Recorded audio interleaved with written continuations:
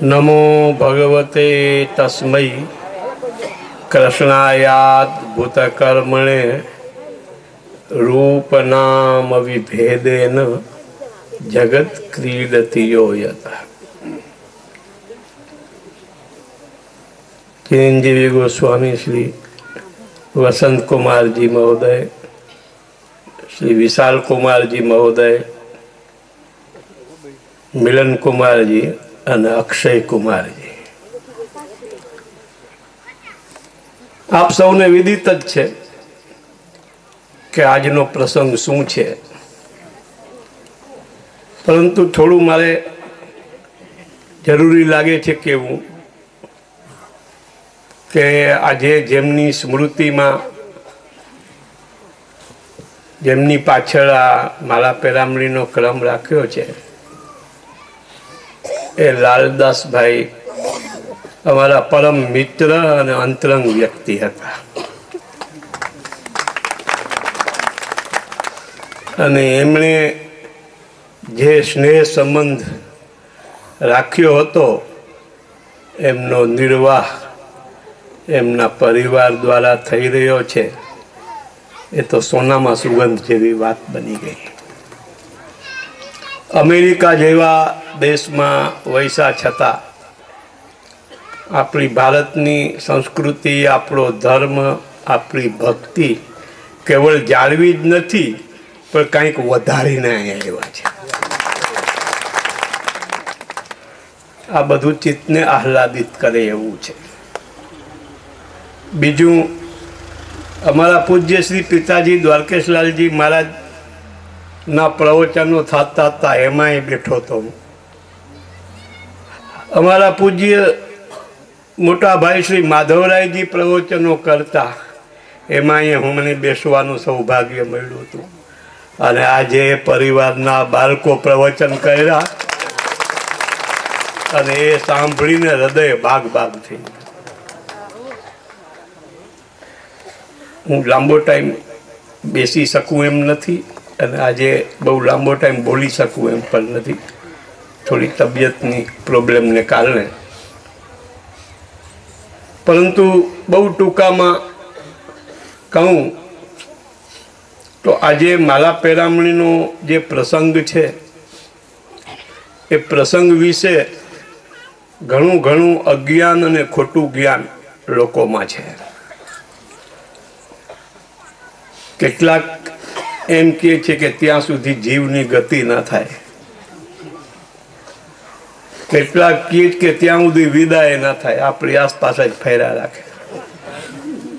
તો જેની માલા પેરામણી નથી થઈ એ ક્યાં છે કોને ખબર. એટલે અસલમાં આવા બધા પ્રસંગો જે છે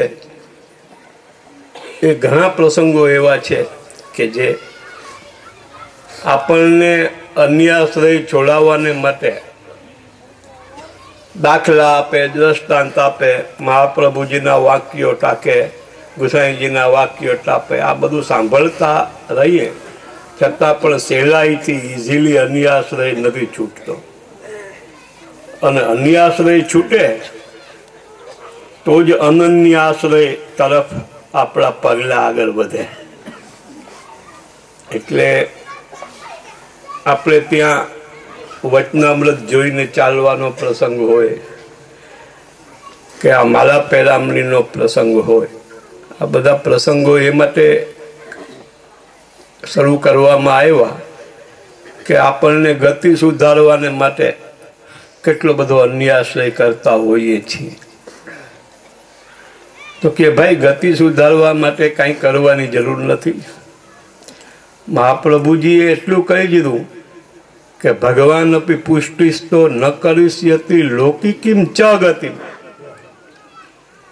ચૌ કામ લગાડ્યો, ખાલી ન કરિષ્યતિ લૌકિકીમ ગતિમ કહી દે તો વાત તો સમજાઈ જતી હતી.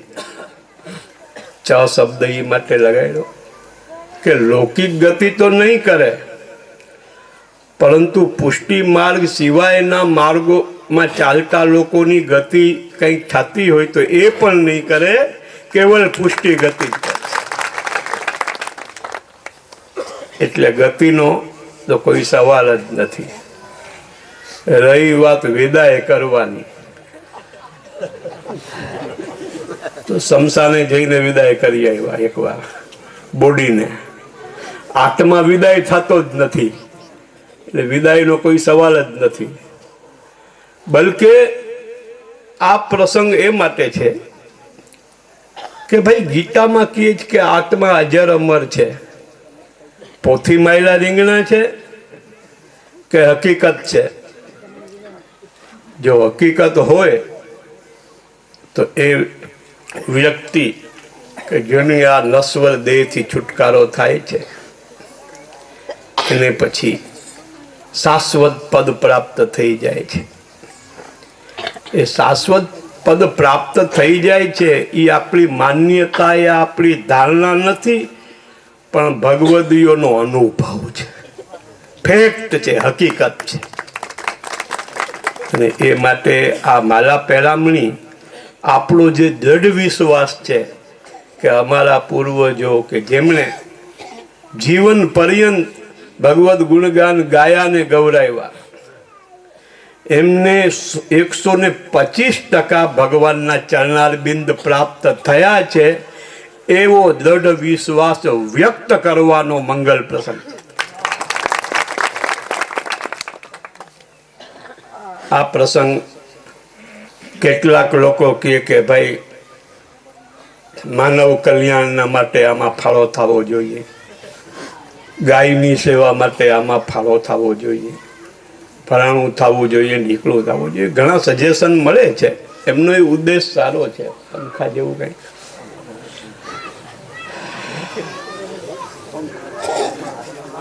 પરંતુ હું તમને કહું કે આ પ્રસંગ પ્રભુ અને મહાપ્રભુ આ બે આપણા માથે બિરાજે છે. કેટલાક કાર્યક્રમો એવા હોય છે જોરથી કે જેમાં પ્રભુની પ્રધાનતા હોય અને મહાપ્રભુની ગૌણતા હોય.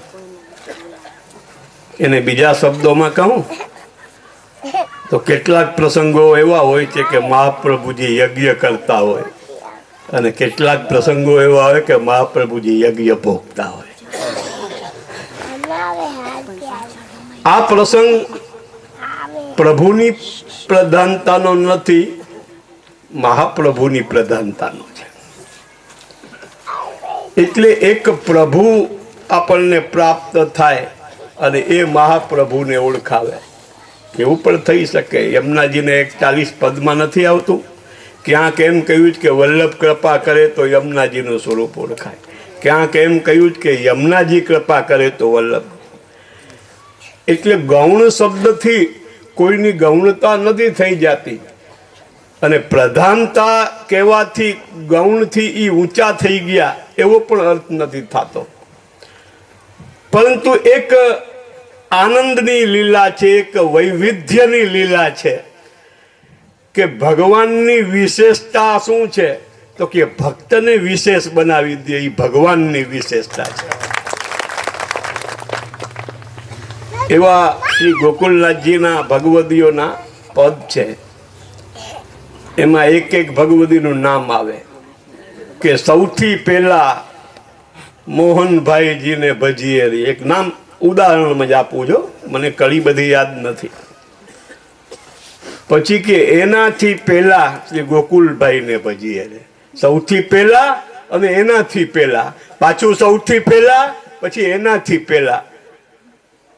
આ એક વિવિધતાની દ્રષ્ટિકોણ છે.